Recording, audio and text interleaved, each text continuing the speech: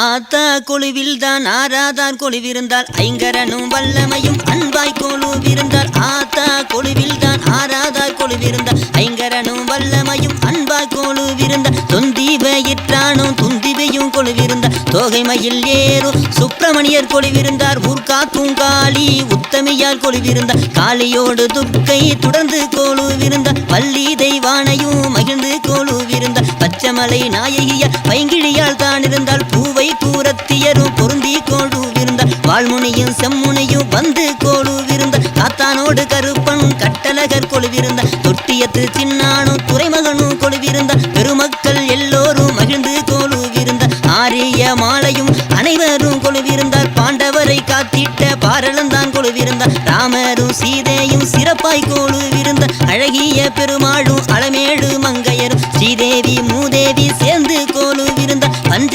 பாண்டவரும் திரௌபதியும் கொழுவிருந்தார் அஷ்டத்துக்கு பாலகரும் அருமையாய் கொழுவிருந்தார் இந்திராதி தேவர்களும் 9 கிரகங்களும் ஈஸ்வரியார் அங்காளியும் இதமாய் கொழுவிருந்தார் நல்ல தங்காலும் வீர தங்காலும் சுடலை வண்ணம் காத்தவரும் சுகமாய் கொழுவிருந்தார் சுடலை வண்ணம் காத்தவரும் சுகமாய் கொழுவிருந்தார்.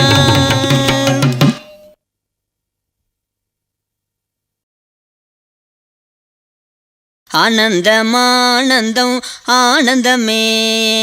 ஆனந்தமானந்தம் ஆனந்தமே ஆனந்தமானந்தம் ஆனந்தமே ஆனந்தமானந்தம் ஆனந்தமே.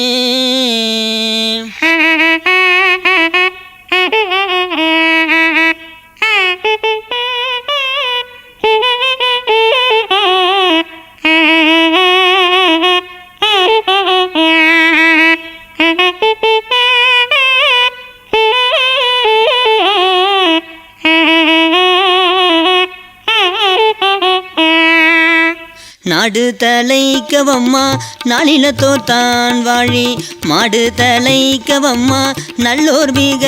வாழி நாடு தலைக்கவம்மா நாளிலத்தோர் தான் வாழி மாடு தலைக்கவம்மா நல்லோர் மிக வாழி பாரில் உள்ள ஆடவரும் பாலகரும் மங்கையரும் திராவிடரும் மாரியரும் மற்றவரும் தான் படிக்க முன்னாளில் மூத்தோர் மொழிந்த இந்த தாலாட்டை சொற்குற்றமில்லாமல் சுத்த பிரதியாய் பாரில் உள்ள கதையை படித்து தொழுதேற்ற கற்றவரும் மற்றவரும் கழிப்புடன் தான் வாழி சங்கரனும் சங்கரியும் ஆறுமுகனும் தான் வாழி 33 கோடி தேவர்களும் தான் வாழி சொற்பரிய சோம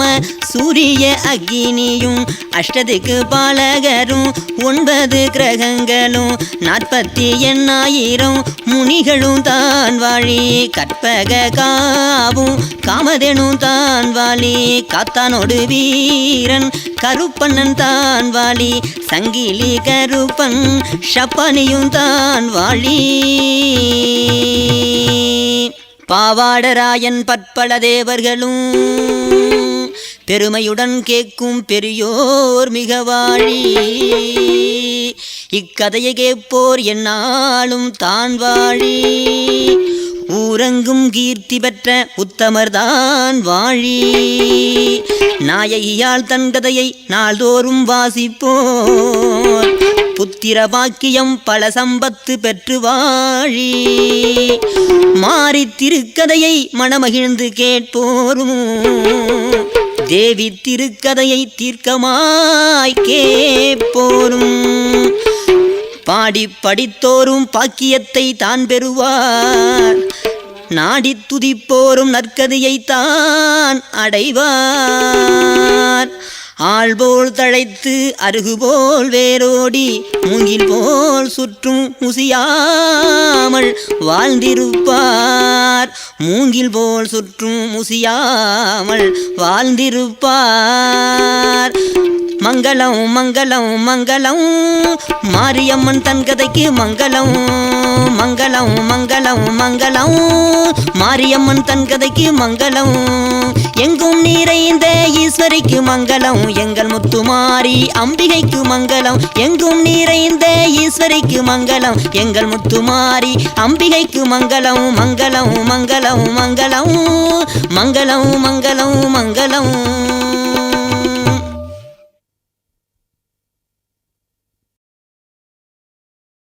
ஓராம் படித்தளமாம் ஓலைப்பூ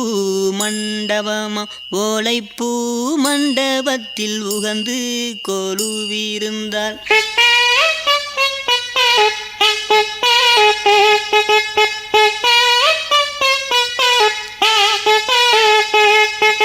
ரெண்டாம் படித்தளமாம் ரத்ன சிம்மாசனமாம் ரத்ன சிம்மாசனத்தில் இருந்தரசு தான் புரிவாள்